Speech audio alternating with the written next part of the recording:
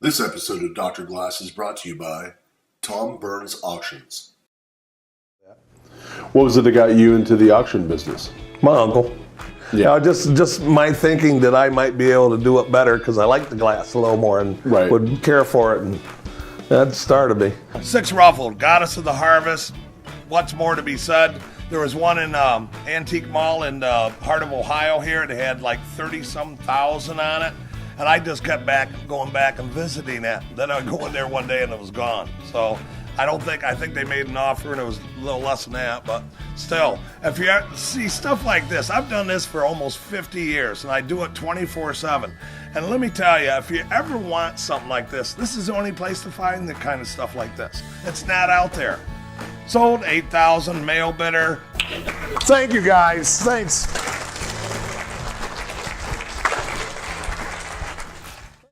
Hello everyone and welcome to Hooked on Carnival, or Help Me, I'm Confused. You, not me. Each episode we hope to answer some of your questions to help improve your Carnival glass collecting experience. This week we've enlisted a grief counselor, a marriage counselor, and a divorce lawyer, seem like they all go together, to help answer your questions about Carnival glass. So with no further ado, let's get started. Oh no, Boris, you don't look very happy. What happened? What? She didn't like you? Why? Something about the website's name? Huh?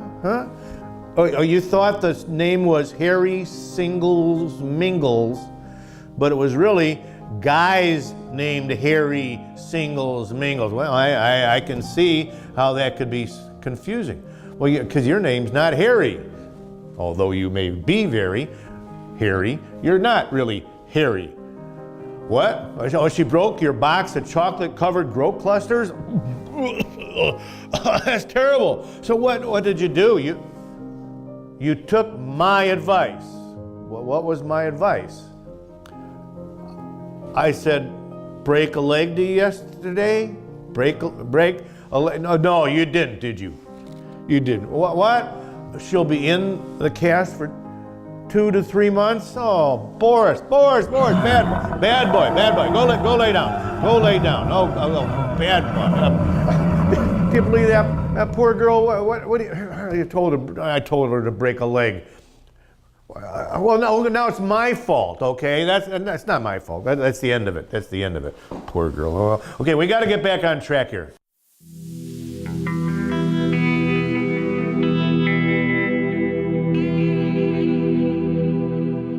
Natasha, what's the first question?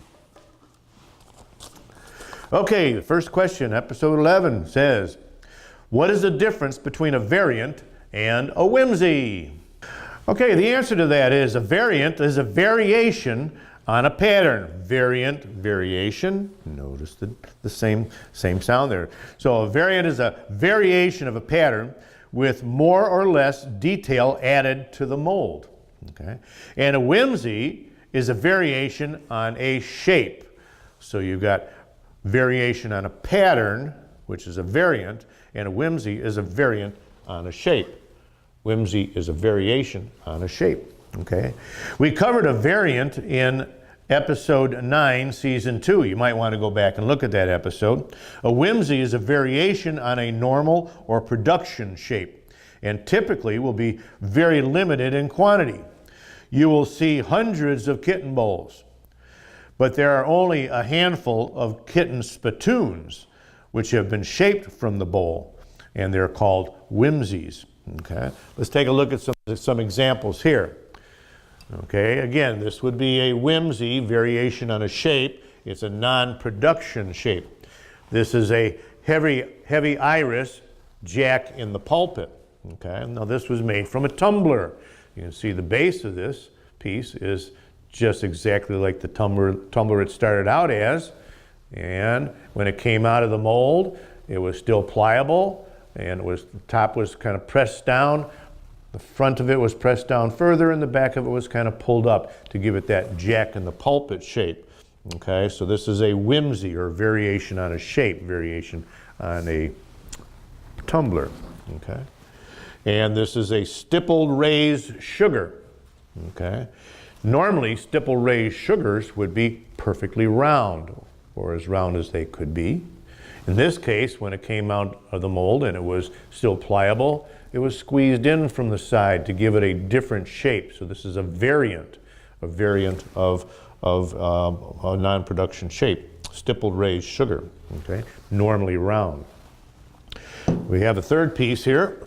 This is a frosted block spittoon, and this is normally a bowl. Okay, this would have been a bowl, and when it was good job, Tasha there. When it was coming out of the mold, it was pinched in along the top here. The top was flattened down a little bit, giving it a little ruffle on the side here, okay, and turned that bowl into a spittoon. So it's a whimsy. It started out as a bowl, and it turned into a whimsical spittoon. Okay, I think that kind of answered that question. Are there any other questions? No other questions? Okay, there you have it. Hopefully we've been able to answer your question and help your Carnival glass collecting experience. Tasha, do we have any comments from our viewers this week? Oh, we do. Comment. The comment says, why do you have that goofy looking fish on the table? Well, that fish is very important to us, okay? If you remember, this is called Hooked on Carnival. So what do you normally hook? You normally hook a fish. So if you could take my fish away then, Tasha, that would be great. Okay, so let's see, please, keep your cards and letters coming in. You can send them to me at drglass@hookedoncarnival.com. You can see that along the bottom of your screen. Also, please run right out and join your local Carnival Glass Club. They're the best place to get hooked on Carnival. For those who live in or near Tampa Bay, that's in Florida, think about joining the Tampa Bay Carnival Glass Club. They're a great club, and membership is no more than a box of chocolate-covered groat clusters at your candy store. Groat clusters. Okay, you can see their website along the bottom of the screen. Okay, so that's our show for today. Wave goodbye to viewers. And, I know you're sad, Boris. Okay. Security cameras have picked up some strange person, skulking around the studio. Skulking around the studio? Oh, it's probably just a fan. Don't worry. Say goodbye, everybody. Oh, I'm so sorry, Boris. Maybe next time.